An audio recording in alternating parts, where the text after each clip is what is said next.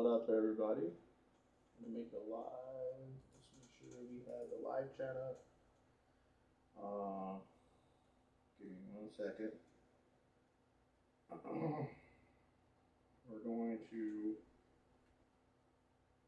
We're gonna have a watch party. We're gonna watch qualifying real quick. So give me 1 second. Let me make sure we're live. Yep, we are live now. Boom. So let's go ahead and start. AKA Narodowy in Warsaw, in Poland, for a special one, for the big one, for the title fight to be contended this weekend. My name is Ian Waddington and I'm joined alongside my very good friend, Jacob Gettins. Jacob, welcome to Poland. Welcome to your first ever stadium event. All inspiring. It was something walking in here, and truly a day I will never forget. This place is incredible. It certainly is. Look, it's awe-inspiring. You walk in here, you see the stadium, the track built in 3 days by an army of men, and it has led us to what is going to be an incredible weekend. This is the calendar so far. 2 back-to-back winners. We had Conor Shanahan and Peter Wycek, who have both won 2 rounds this year. That is the main focus. There are 3 drivers in the hunt for the championship, but 2 guys that are really in it. But this is how it played out in Ferropolis in Germany just a few weeks ago when we went under the lights in that Iron City. It was a spectacle, and this was how it went down. It was Jack Shanahan that finally took down Peter in the final battle before the final. Jack got it done. Yeah. I paid for my own college, so I knew I'd have to start accumulating a lot of money, paying student loans, paying rent. There wasn't much left over.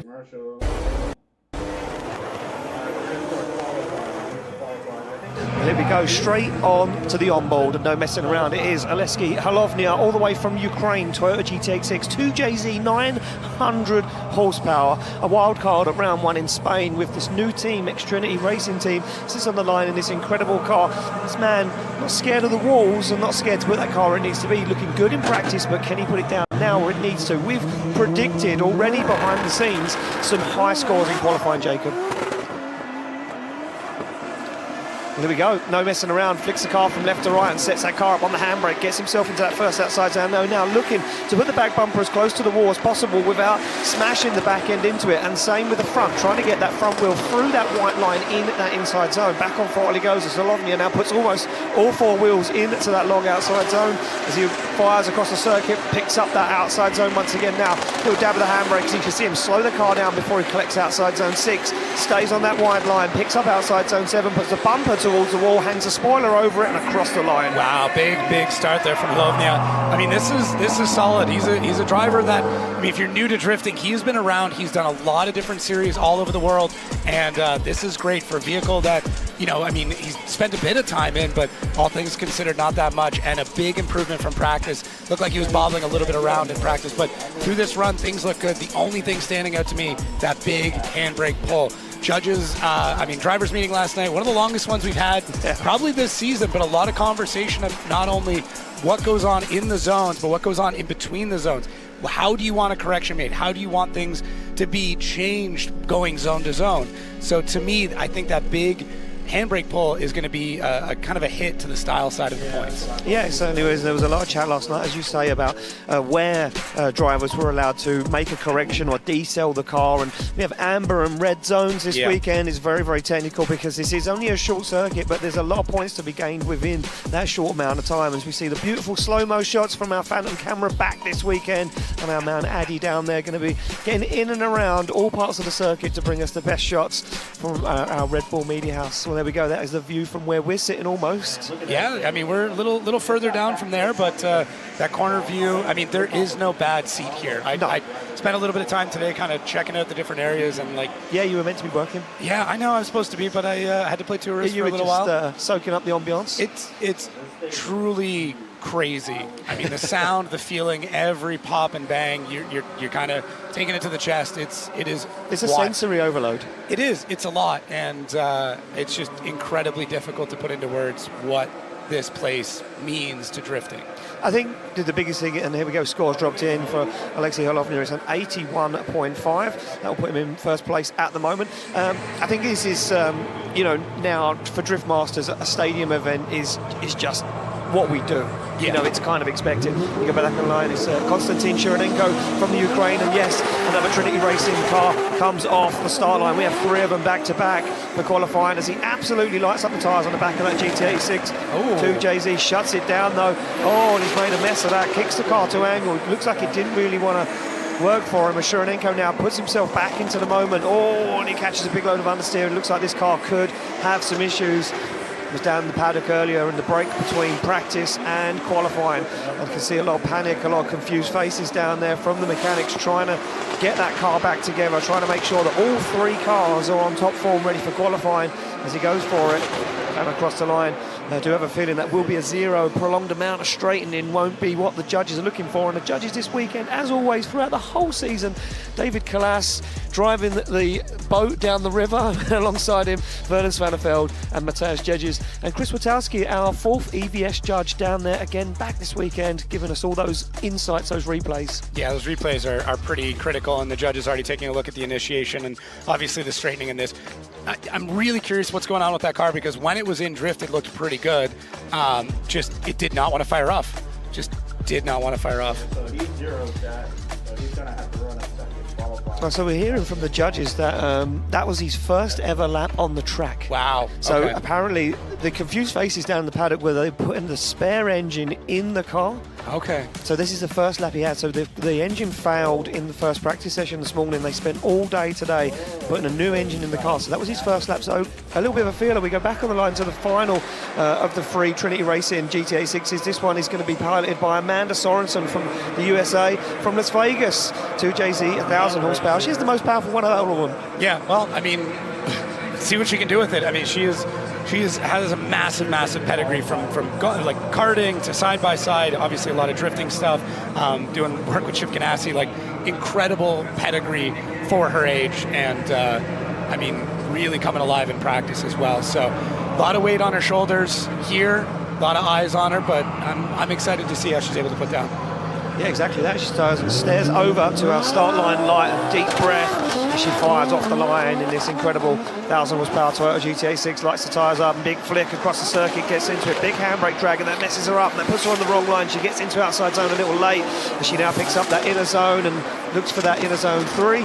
Back across the circuit she goes into outside zone 4, a very long outside zone, plenty of time to get yourself in there. You can see her on the left foot brake, pushing the back end as close as she can to the wall, picks up outside zone 5, nice transition back, little dab of the handbrake, not too much slowing, the judges all like that. She balances that car on the foot brake against the wall as Amanda Sorensen wavers in that final outside zone and across the line.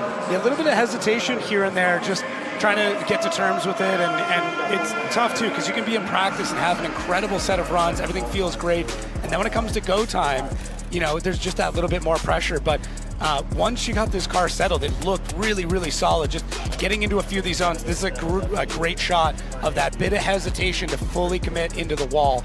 And that's the other part with this too, is this is not a forgiving track at any corner. So there's going to be that feeling of like, okay, I need to point, you know, this car directly at the wall, swing the back end around at the last minute, and hopefully everything lines up. And if that doesn't, you're either way off the wall, or we're calling the trucks. It's wheels off. Yeah, and wheels off literally mean coming off the car when it comes to this facility. Yeah, there's very limited areas of this circuit where you can go wheels off circuit. And yeah. I mean, look, if it's near the wall, it is literally pulling the wheel off the car. We've seen it in practice today. We've seen it before in the past. And we like to call this track the Octagon because, you know, when 2 guys enter there to battle it out, it is a fight till the end. Someone's going to come out the winner, and someone will come out a little bit battered and bruised. Yeah, so maybe a cautious run to get things started, and then we'll see her really push the pace and push a bit more commitment through the rest of the run. But yeah, it's tough. It's a completely different way of driving in a facility like this, and we start to see more and more fans stream in. Certainly is. Well, there we go, a 66 on the board for Amanda Sorensen. She'll probably go back to the pits, reassess, look back over the broadcast and see where she went wrong. We go back on the line to Alan Hines from Ireland. 29 years of age, 2JZ, 600 horsepower Nissan Silvia S15, built by James Dean. And Alan Hines lucky enough this weekend to be given the opportunity to drive this car after serious crash in Ireland with his own car.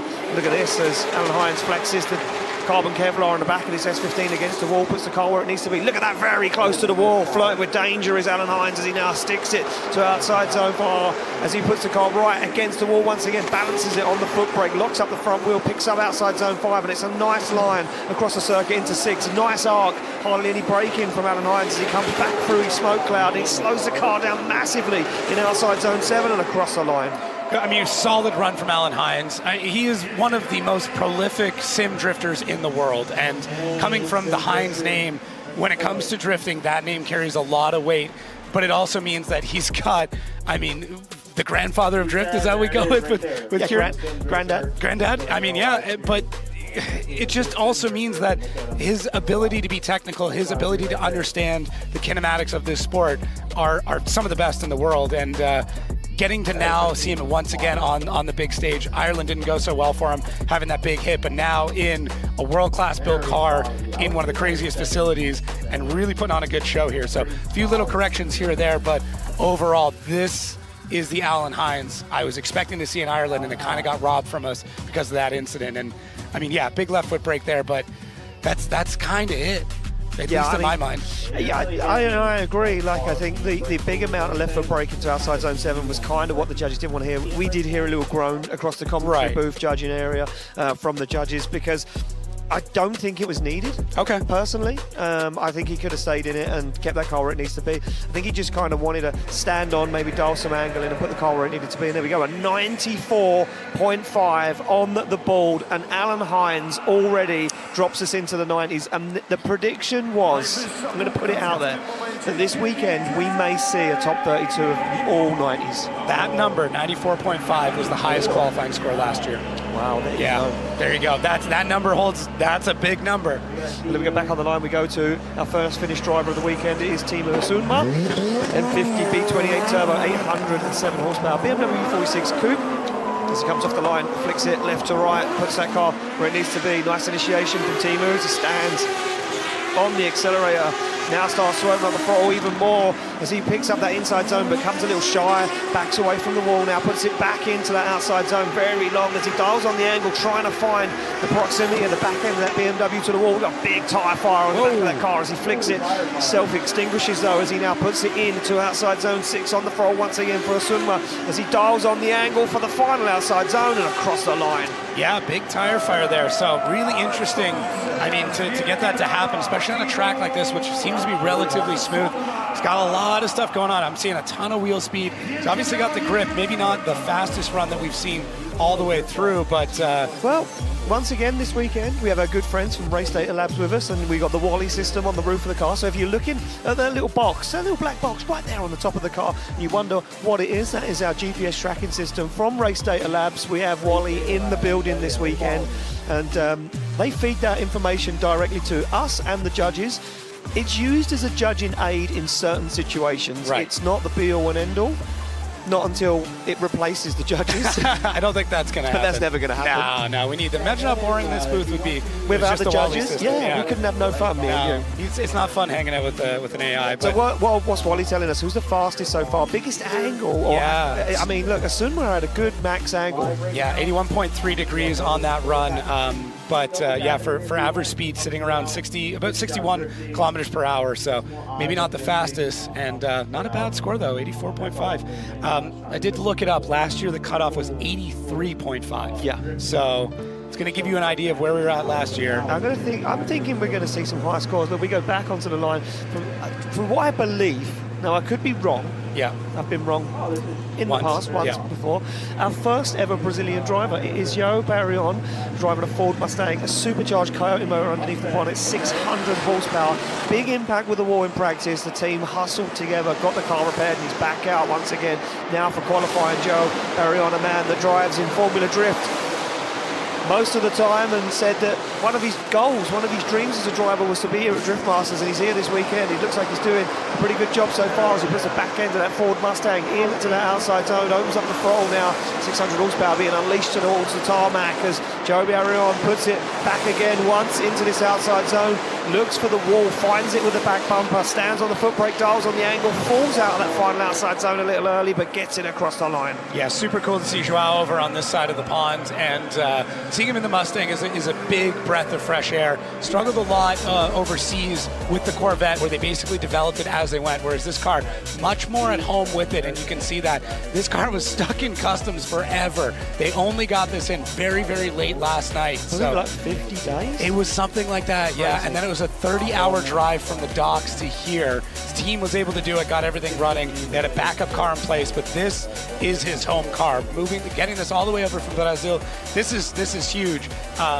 You and I have talked about, both privately and publicly, how Brazil is really, really coming up in drifting, and Joao is one of the biggest drivers there. And yeah, just seeing him drive like this is really, really cool. So I'm nerding out a little bit because he's somebody I've known for a number of years, and it's just great to see him on form, even though that car, I mean, that damage to the wall, that thing is it's pretty beat up. It's already a little battered and bruised. It's already looking a little tired. But look, you know, they have this evening and tomorrow to work on the car if they need to, if he gets himself into the show. But look, Joe Barrion, a really nice guy. It was a pleasure to meet him for the first time this weekend, and so humble and so nice. And as you say, a huge following from Brazil, and one of the biggest names to come out of drifting in Brazil. Yeah, great guy. And not too bad of a score for that first run. No, a 76.5 for Joe Barrion. And that'll be a very good score to settle the nerves, as we like to say here at Drift Masters. Get himself in there, as now the seats start to fill. 20,000 people this weekend here just for qualifying, as we amp up the numbers tomorrow and we pack out the stadium for a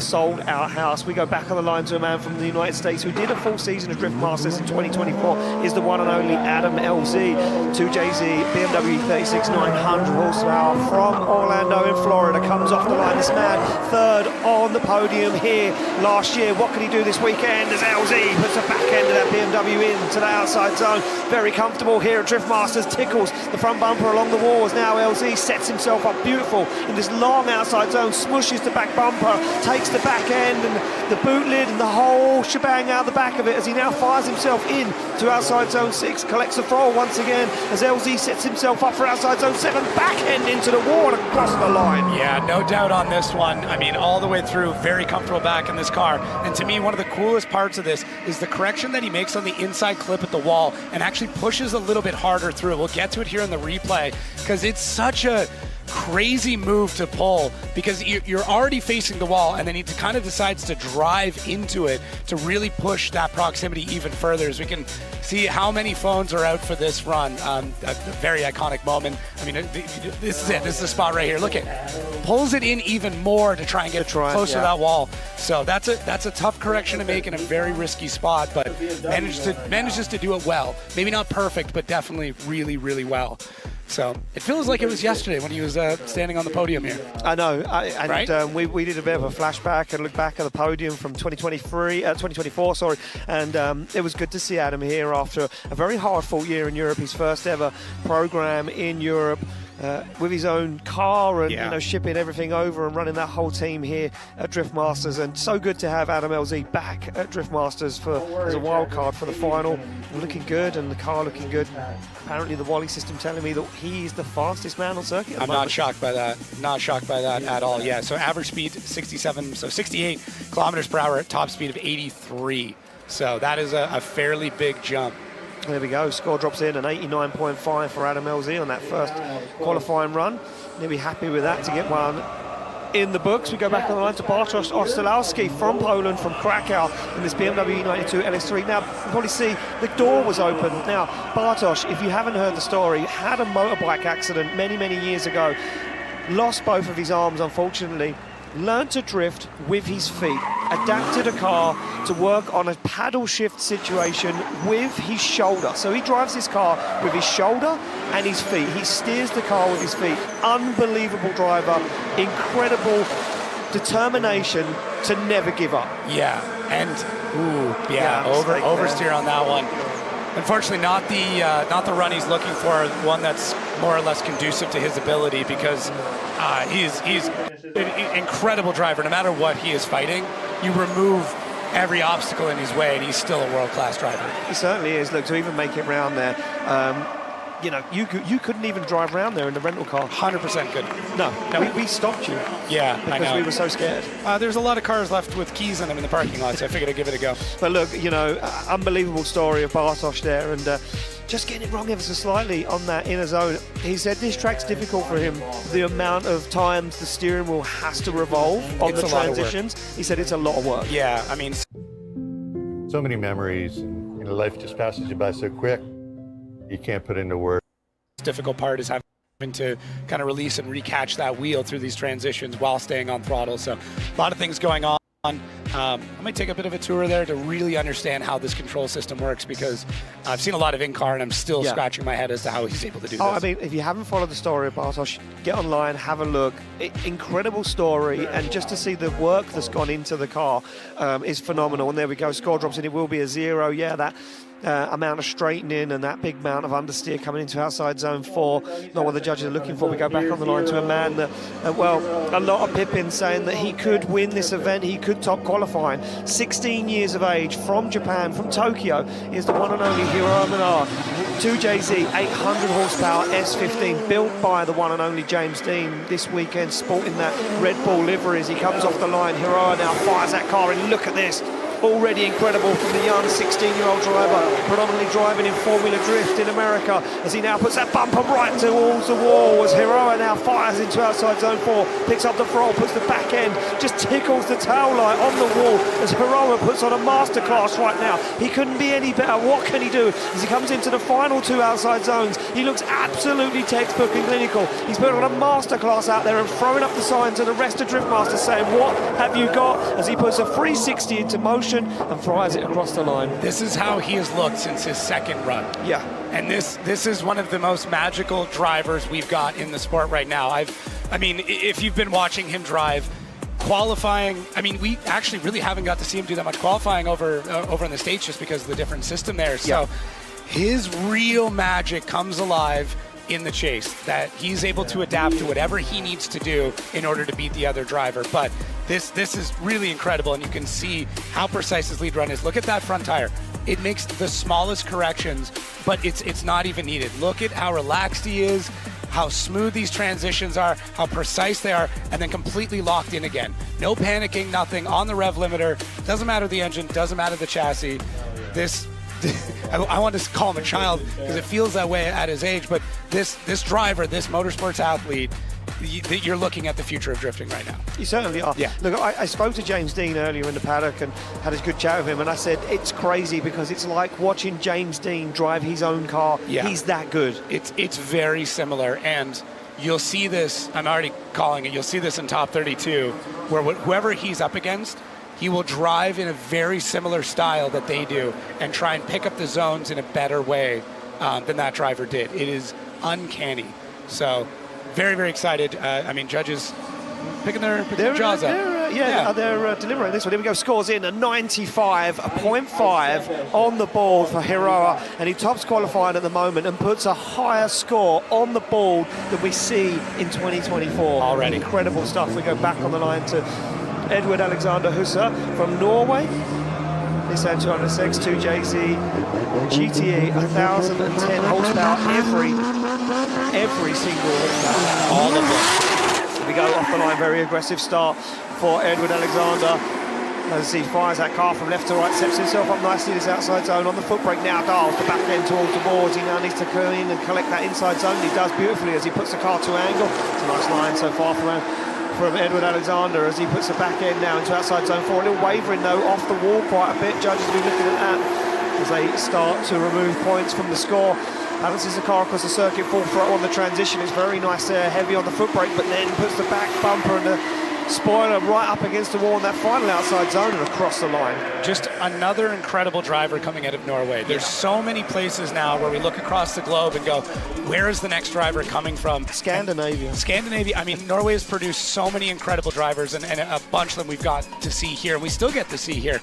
But yeah, I mean, Edward is just another young gun coming up, 18 years old, and just, man, very, very precise.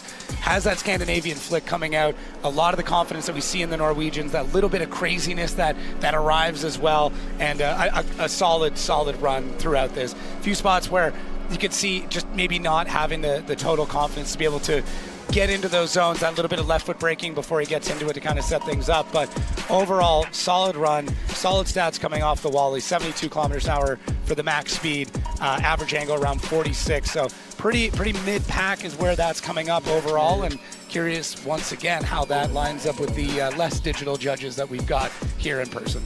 How do you know they're not digital? I think. Yeah, I don't know. You don't know. They don't. Yeah, they could be. And 83 dead on the board there for Edward Alexander Husa. As he gets the job done in his first qualifying run, we go back on the line to Lukas Tazemski from Poland, representing the hometown. Sits in the car, big breath as he slams that car into gear. Ambassador for the virtual Drift Masters comes off the line through the gears as Lukas Tazemski made his debut here at Drift Masters last year in 2024, and back once again as a wild card for 2025. Very nice line. This man would have drove this car and this track a million times on the simulator, and look at that, very close to the full wall with the front bumper as he balances the back end now into this outside zone. It's a real textbook line. You can see the guys that have done a lot of laps on the simulator before they've come here this weekend, because they are absolutely clinical, and it's a really nice line into outside zone 6 as he goes for outside zone 7, shallows up the angle, now starts to dial it in, and Tazemski gets it across the line and it's job done. Yeah, besides that one little wall tap, I mean, this looks very, very close to an Alan Hines run, which all of these drivers coming from the virtual side of things, Manoa, another, maybe not competing as much, but spends so much time, drifting virtually. But yeah, this is just another very, very solid run. And it's already tough to start picking apart little pieces of it. Maybe a little bit too much commitment into the wall is really the only thing, but the transitions are always very smooth. What I've found a lot with the drivers that spend a ton of time in sim, they're not always the fastest. They're usually dialed back just a little bit, but the car always looks very comfortable to drive. Yeah. They're smooth, they're precise. Very settled. Yes, very, very settled. And I don't know if that is one thing leading to another coming from the sim side of things, where they set their cars up a lot that way to be a bit more neutral, or they just want to get through the run. But it's just a trend that I'm more or less seeing coming out of that world.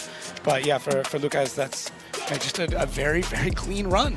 Is not a lot of drama, a little bit of aggression there into the wall, just very clean and textbook. And I mean, we like to see that, because we're trying to break down the best 32 lead runs. Right. That's what we're looking for. Yeah, and really, I mean, the only other part is that left foot brake, which I think kind of came into play there as we take a look at, the style score coming back a little bit on that one. Yeah, there we go, an 86 down on the ball there for Lukas Tazemski. You're back on the line to a man from the United States of America, from San Jose, is Matt Field. All the way over from America, stares across the line, driving the Drift Force as we're racing A90 Supra this weekend, and there's a big story behind that, but we won't get into that right now. We see Fields tag the wall, keeps himself in it though, and it looks like he's done some damage to that rear wheel, and the track may be evolving ever so slightly after that break between his practice session and last one. Nice line though, along outside zone 4, now starts to collect outside zone 5, and you can see the damage on that rear wheel. He's going to keep in it though, as Matt Field goes for outside zone 6. It's a clean line, and Field absolutely dialed in, touches the foot brake, puts the bumper to the wall, and Field looks like he's flying. Call him the beast from the Bay for a reason. He is one of the most aggressive drivers we've got coming out of the U.S. Always goes at it hard, comes out of every single run. I mean, just at it, and you can see they're getting a bit too aggressive into that outside zone, and unfortunately tapping the wall, but decides to finish out that run. Why not, right? Is it complete, incomplete? I don't know. This is what I was just going to say. I mean, look, you could bail out of that run, shut it down, drive off the track and say, look, I'll save it for the second one. But it all comes down to whether the judges deem it, an incomplete. Because if they don't, and you bailed out, you just wasted it. You've just wasted what could have been, we're guesstimating. Yeah. A 90 could be the cutoff. We don't know. We have no idea. Yeah, we're just speculating. No idea about I think you're close to that, though. But I think we're going to be close to it.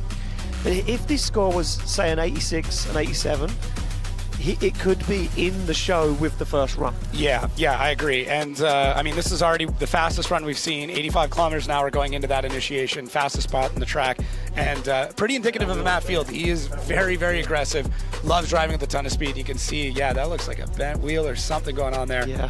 But solid outside of that wall tap. This is, I mean, very, very much Matt Field. Supra, we'll get into it on his next run. Yeah, as you said, very interesting story about this car. But electing to go and the whole story. And the whole story. All of it is just really great. And I mean, fans bringing in all the mascots. Not sure. Yeah, not sure who the mascot is of that, but is Swan? Maybe. Duck? Somebody's a silly goose.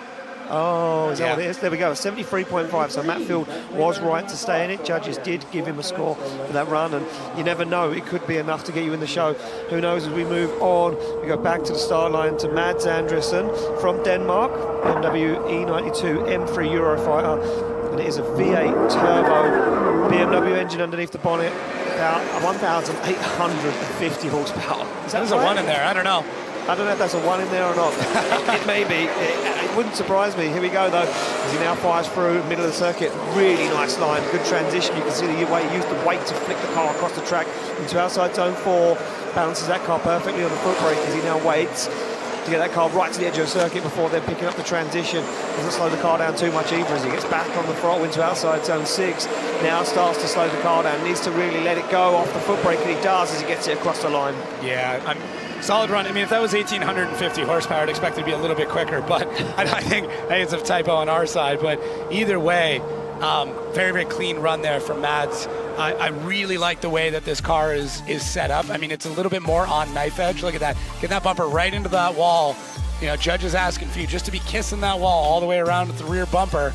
Everybody's going to take a bit different of an interpretation. And for Mads, the left foot brake, trying to get that back end around. Looked like he was about to sail into the wall, so good correction on that. But yeah, using the weight in the transfer, really interesting. And for a lot of these BMWs, I mean, look at that. So gets on that transfer, you can see the front end dip down, picks up that grip through it, so he's not understeering, and then back on throttle, very smooth to get it out to angle, and that left foot brake. So I do think seeing those lights flashing on and off as the driver's using that middle pedal might be a bit much. What a great shot. That is like from a 90s music video. There you go, an 84.5 drops in for Mads Andresen from Denmark. Amazing to see how much he's been around too. Oh, look at this. Ooh, look, locked Honor in. Shanahan in the grandstand watching everyone else's runs. Man. A man, there's a lot of pressure on his shoulders, leading the championship. Go back on the line, though, to Timo Peltola from Finland. And no, he's not driving the wagon this weekend. No. Yes, it is in the paddock, but he's decided to drive the baby Benz, they like to call it, this weekend as he comes off the line.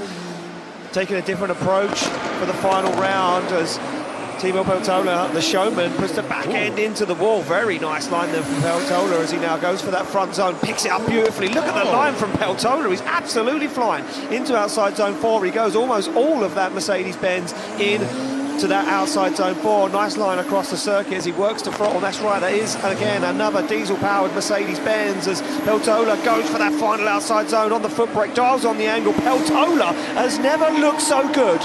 Is this the match we've been waiting for? Is this the driver and car combo that he's needed? There's been a lot of chat in the paddock around what car Peltola uses. Right. Okay, there's been a lot behind the scenes of people saying, if only he would put that power plant in a different chassis or a different size car, would it be beneficial? You know what? I'm going to say yeah. Question answered. Because 100%. look at that. This is great. And I don't know, I mean, the wagon's been around for a little bit. This is a brand new build. The wagon's been beaten up a lot. It's his brand. Okay. Right. Stick with the Mercedes. I get all that. I get the diesel. I mean, if there's no, maybe I'm the third biggest diesel fan in this crowd right now. Timo's I'd first. say you're probably the first. Okay. But this looked phenomenal. This looks like we haven't seen him drive that good all year. No, he has struggled all season, and the wagon has struggled all season with mechanicals and strange crashes and things breaking. Fresh build, chassis that's not beat up, everything's mechanically there. The engine is solid. It seems simpler. He's not got all the pops and bangs and all the craziness that was going on in the wagon. This is it. This is the Peltola that we've been waiting for. And look at this, an 88.5 on the board for Peltola. And I'm going to say it now. If we see him return in 2026, could we see him in a different chassis once again? We go back on the line to a man that was the former Drift Masters champion. 2017, this man took the championship. He's had a rough ride since then. It is the one and only Adam Zanewski from Poland. An S58 powered Toyota GT86, 1,000 horsepower, comes off the line. as Adam Zalewski looks for some redemption, and the car doesn't do it, shuts it down, and has to reinitiate. And I don't think it's going to, no, and it isn't. The car isn't going to play ball. Something is wrong there.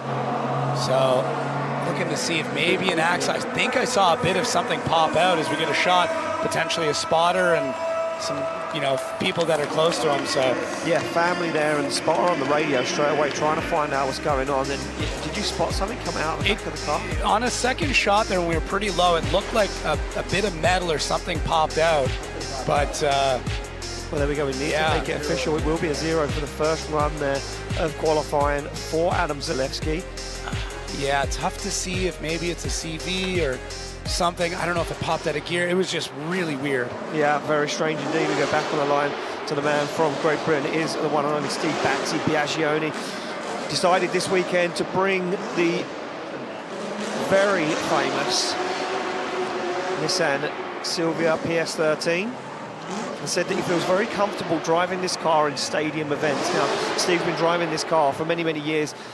Drove this car at the first ever stadium event in Drift Masters in 2018. And he said, when I get into this car in a stadium event in Poland at Drift Masters, I feel like I'm at home. It's amazing how many drivers are changing up cars for this event. Just this event. And I'll tell you something now.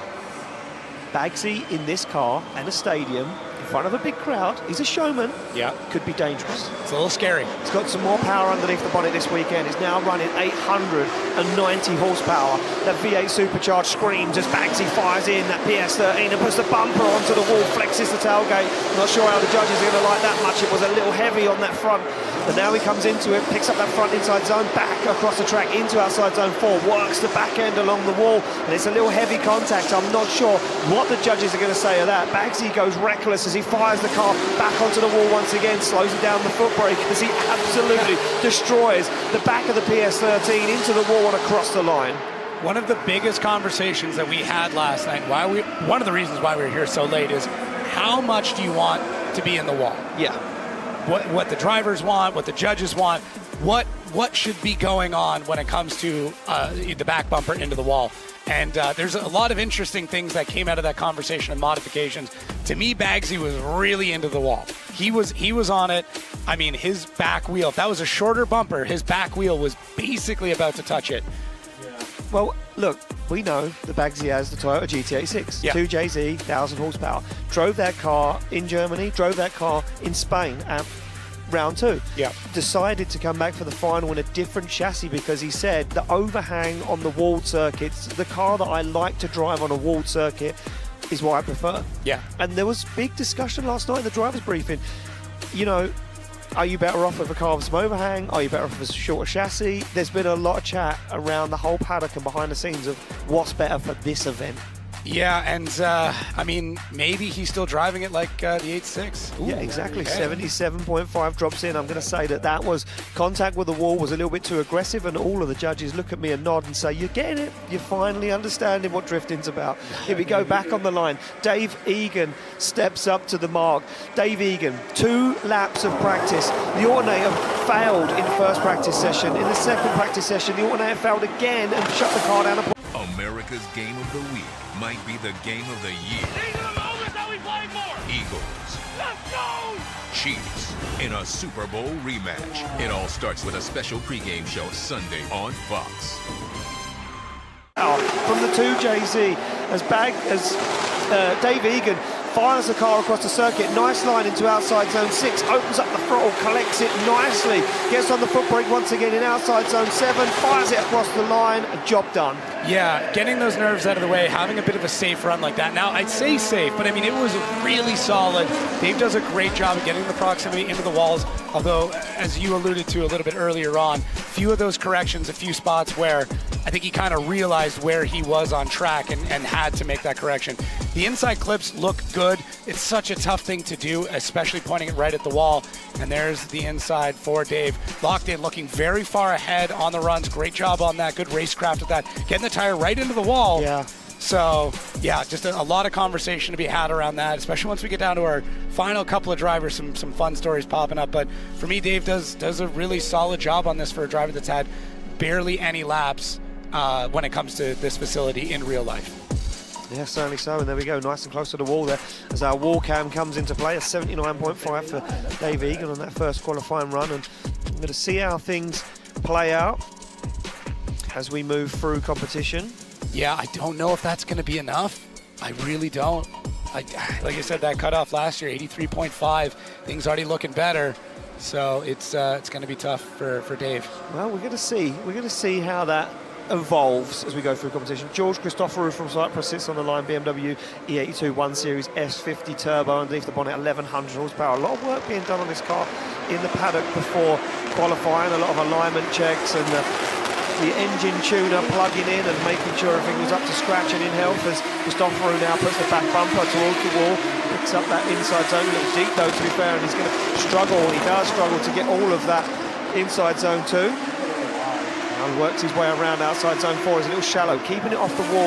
And this is going to come down to that conversation from the driver's briefing of where did the judges want you to be. As Christoforou looks for outside zone 6, stays on the throttle, nice line into outside zone 7, goes towards the wall for the last outside zone, but crossed the line. Yeah, not too bad, not too bad.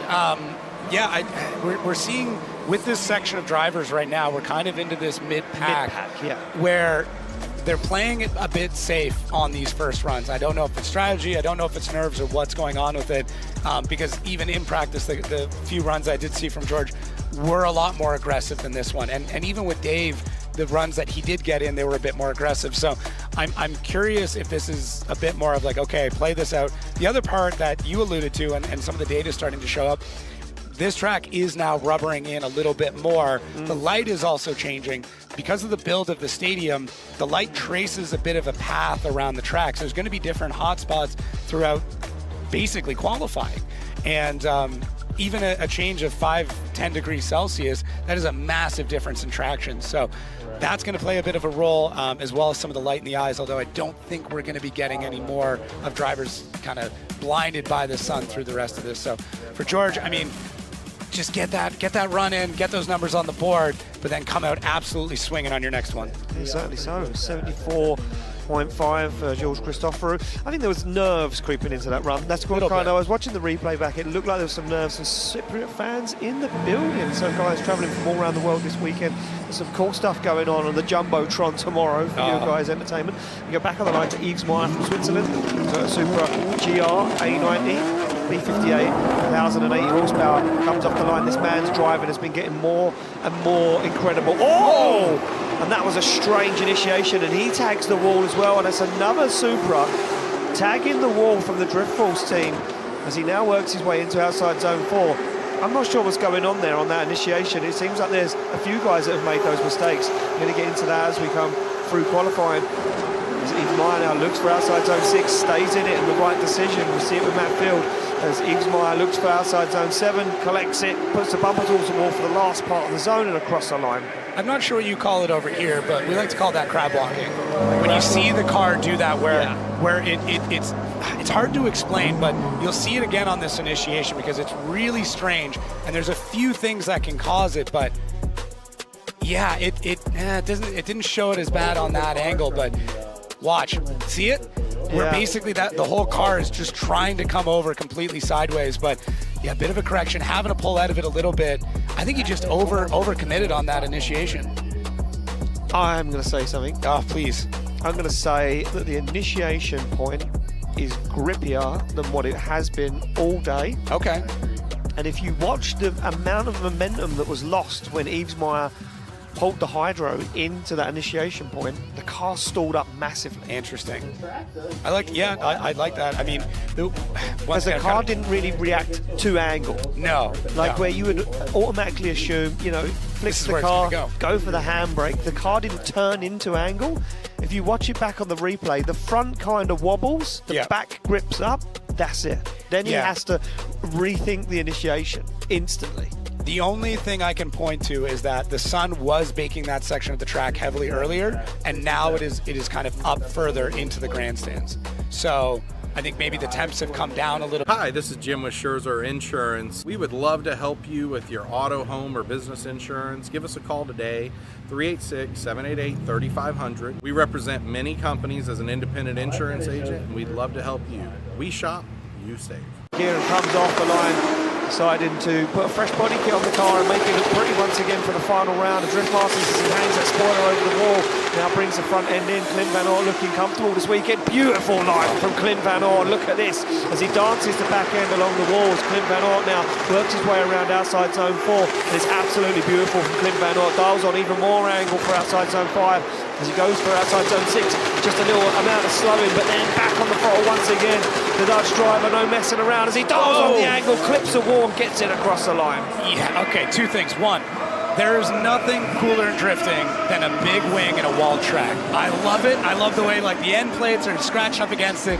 It's such OG throwback. Clint Van Ort looked absolutely solid in this run until the end where that back end just did not want to come around. Everything up until this point looks good. Look how aggressive it is. I mean, it's just everything in his driving is great. I mean, even the kind of the negative rate, the squat that he's got going on just to get that extra grip. Look at the amount of smoke he's making. And man, it looks so solid. I mean, he qualified 6th here last year. This is no surprise he's coming around like this, but watch. As he's coming around to this last zone, he is just lighting off and trying to get this car to come back around. And now it's pushing, gets on the left foot brake. It still doesn't want to come around. And that's when it pushes out into the wall. So he's making so much bite in this car. It just wants to go. But he kind of became a bit front limited. And some of that is the way that car is jacked backwards as well. Exactly that. Well, there we go. An 88.5 for Clint Van Ort.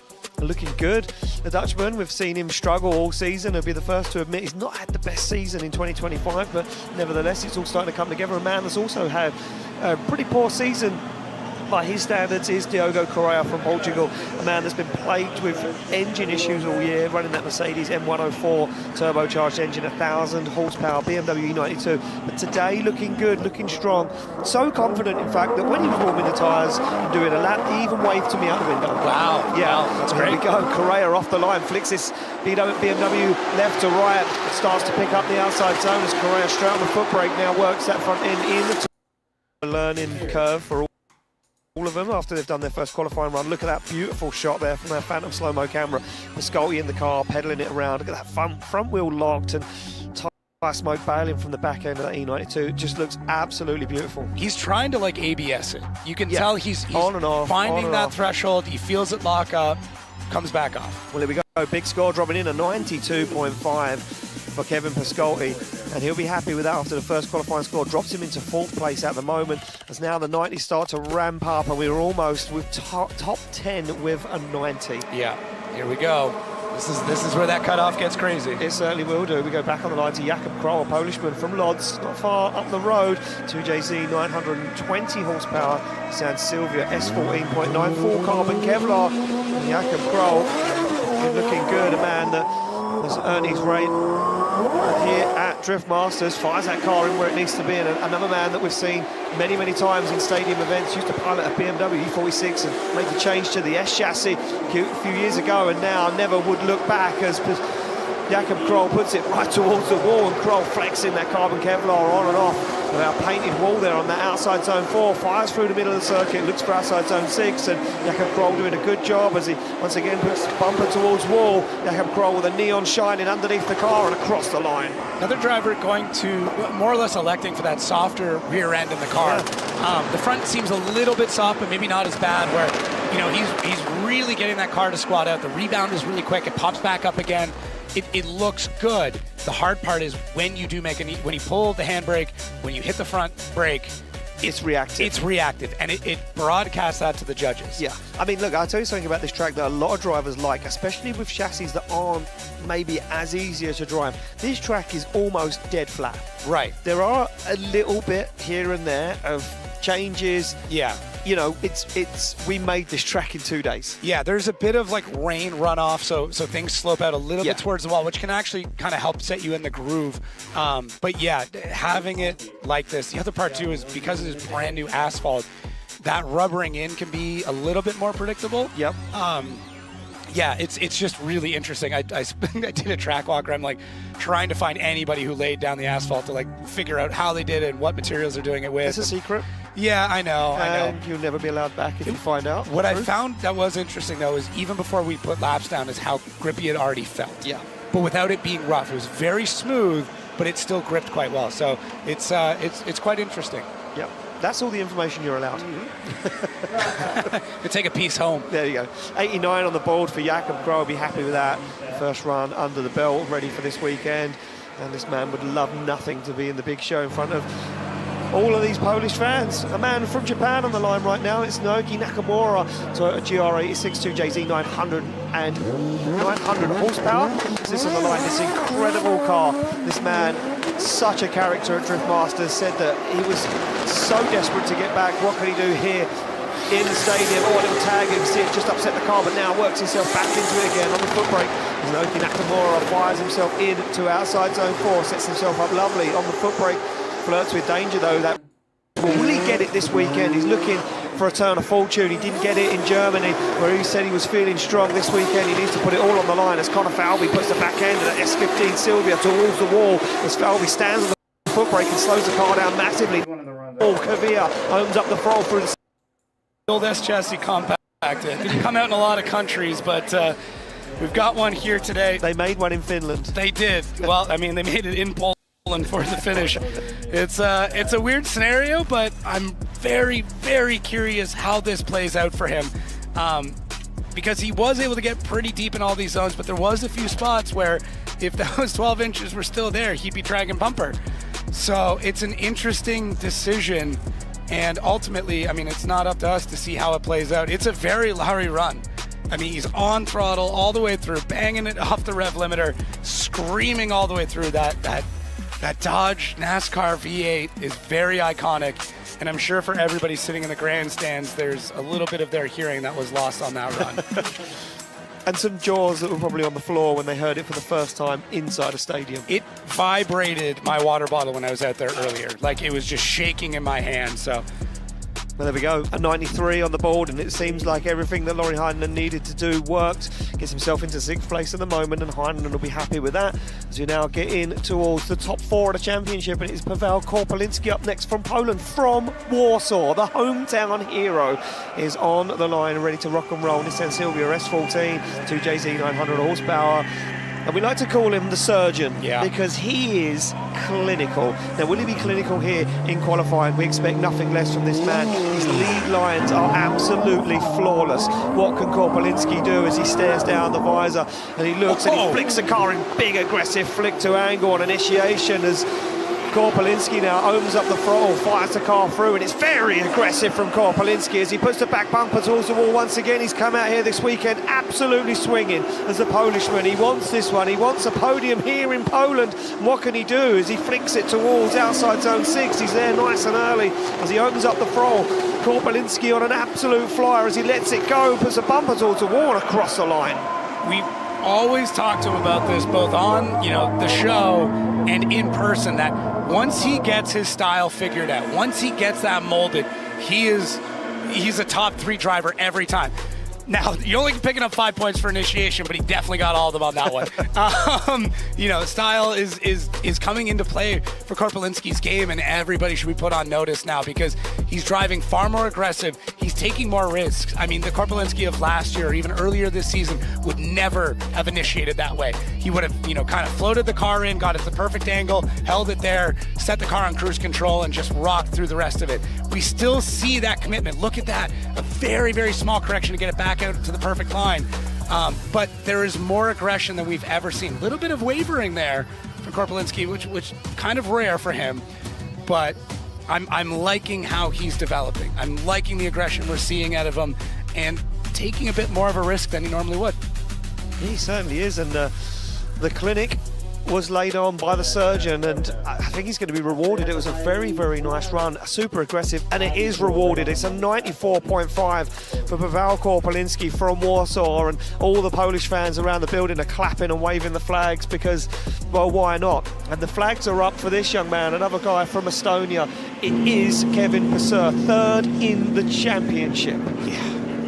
4th. In the championship. It's okay. Sorry, there's one more driver on the other sheet. I couldn't see it. 4th in the championship. He would love nothing more than to be 3rd in the championship. What can he do this weekend? As he comes off the line, BMW M2, M50 Turbo, 1,000 horsepower. Kevin Pasur, been on the podium before at Drift Masters, would love nothing more than to do it here in Poland as he flicks it across the circuit. It's a nice line from Kevin Pasur. Hasn't seemed to get the job done for most rounds, but now back into the zone, back on form as Kevin Purser fires in to outside zone 5 and in to 6 as he dabs a handbrake, and it works perfectly for him. As Kevin Purser from Estonia absolutely rocking around outside zone 7 and across the line. Look at that, hand up. He knew that was a good run. Yeah, he's gotten to this place due to consistency. Every round he is consistent, maybe not taking all the risks to be the top driver. And that's the difference between the drivers that do well in the series and the drivers that win the series. It's the drivers that are willing to risk stuff. Consistency has gotten Purser where he is at now. We need to see a little bit more of craziness out of him. He's very calm and collected. This run is right edging on it. You can tell he wants to take a couple of risks here and there where he wants to be a bit more aggressive, but his line is phenomenal. Maybe a little bit more on style, but for Kevin Purser, it's these little things that as he's growing as a driver, as he's competing more and more, we'll start to see come out of him. But a really, really solid run from him. I mean, he's only 26. And he's grown up so much in the last couple of years. Another driver that I think is very close to that championship. He's in striking position for top 3 for sure. Yeah, he certainly is. I mean, like, look, a good result this weekend, he could overtake James Dean and take 3rd in the championship. That's where he'd like to be. Yeah, and I have all the faith in the world that he can do it. The car's been great. Knocking on wood there, hopefully that got picked up. It's been consistent, so is he. And we'll see how that goes. Wow. And he drops in a 96 dead on the board as Kevin Purser lights up the scoreboard and impresses the judges. And that's a big one in the bag for Kevin Purser. That's what he came out here to do. But Ireland stands strong right now as we start an onslaught of Irish drivers. With Thrivent, your personal finances aren't just personal. We use money as a tool to help all the people we hold in our hearts. Because the most important thing isn't what you're planning for, it's who. Thrivent, where money means more. Game right now as James Dean puts on the line that Ford Mustang Spec 5 Drift Masters car on the line. Here he goes as he gets himself into outside zone 4. James Dean absolutely flawless at the moment, puts the bumper where it needs to be, looks for outside zone 5, fires this big Mustang across the circuit as he lights up the tyres. The V8 screams as Dean comes back through the smoke, the headlights shining, bumper to wall and across the line. The question now is, does that take out a 96? Does that have every element it needs to have to take out a 96? Judges already going blasting through this replay to look for a flaw in this run. And from first glance, I can't find any. It is wild. It's so precise. He knows where every single centimeter of that car is at any single moment.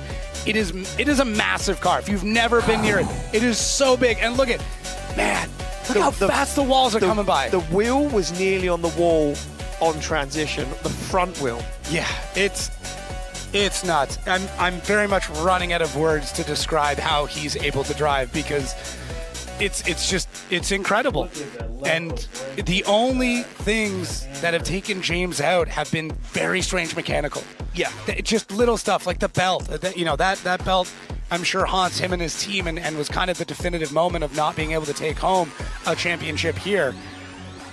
But man, this run though, he touched the left foot brake. There's a correction. There he did it again. I got nothing else, man. That's it. You're all out of words. Look, for a team that built this car in Ireland in just 2 months, and then shipped it to Italy for round 1 that unfortunately was cancelled at Drift Masters.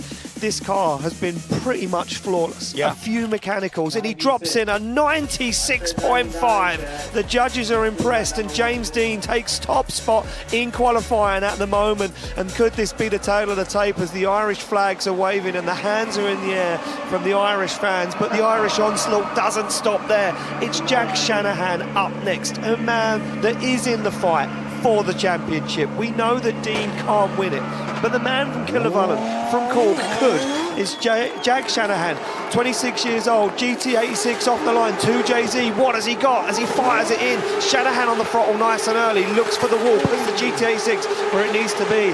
As Shanahan now opens up the throttle, he goes closer to the wall than Dean as he puts it back onto the wall once again. He's into this outside zone, there's no correction. Look at the front wheel, it's barely moved an inch as Jack Shanahan absolutely dialed on that perfect qualifying line, fires it across the circuit on the foot brake nice and early into outside zone 6. We can't even see him through smoke as Shanahan goes for outside zone 7 and across the line. That is wild. I mean, the family in tow. That is his 81-year-old grandfather making the trip over.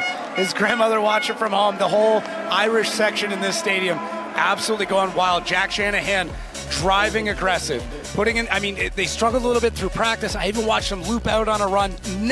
I've never seen Jack Shanahan spin.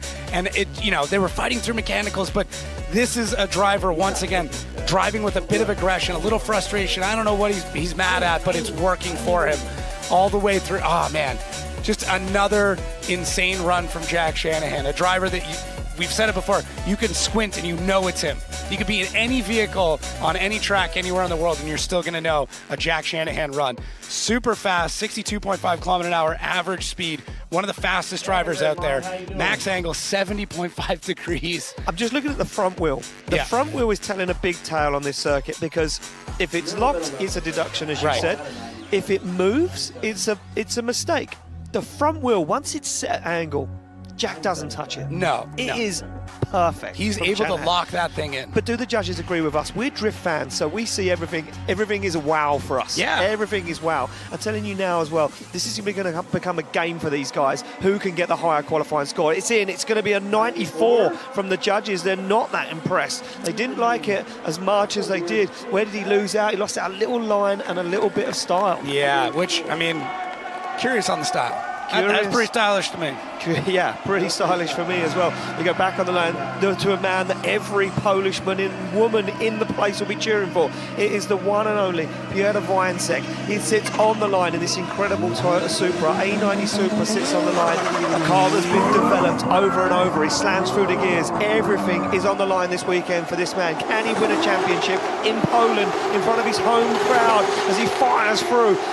Looking good right now as Wojciech, as he puts it right close to the wall, front bumper almost kissing the Red Bull brand, and as he now puts the back end towards the wall, the back end pops up on acceleration as Wojciech fires it through the middle of the circuit, back on throttle once again. Wojciech looking good into outside zone 6, on the foot brake, on the throttle at the same time. He balances that Supra where it needs to be. It's absolutely beautiful. There are so many times where I was expecting him to crash. I thought that was it. He would be, getting into these zones. I'm like, why isn't he hitting the wall? What is going on? It doesn't make sense how he's able to just drag the back end of that car all the way through these zones. He's got so much grip coming into this first part and then gets that car settled. The slightest of left foot brake to get the car settled, and it is very planted through all the transitions and all the zones, and that devastatingly angry stare that he's got when he is driving. Join Planet Fitness today and save $28 or more. Just $1 down, $15 a month. And look at this, but these points mean everything to the championship right now. He needs every single scrap that he can get his hands on to be able to take the top spot here. Winning the championship in Poland in front of all these people is a young boy's dream. And for Piotr, I mean, he knows that he's got to be the top qualifier. He's got to do everything he can to grasp any point available to him. And this is right on it. Oh, and it is on it. It's a 97.2 for Wojciech as he now starts to claw back the championship in Poland in front of the Polish fans.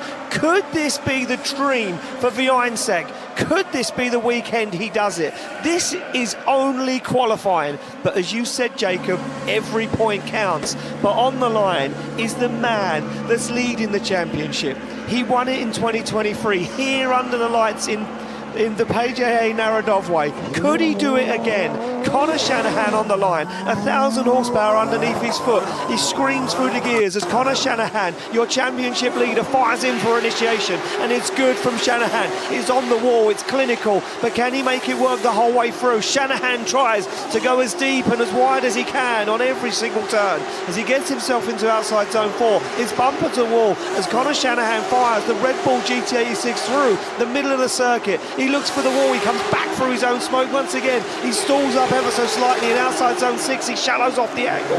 He dials the angle back in across the line. This is close. This is very close, Ian. This is a war.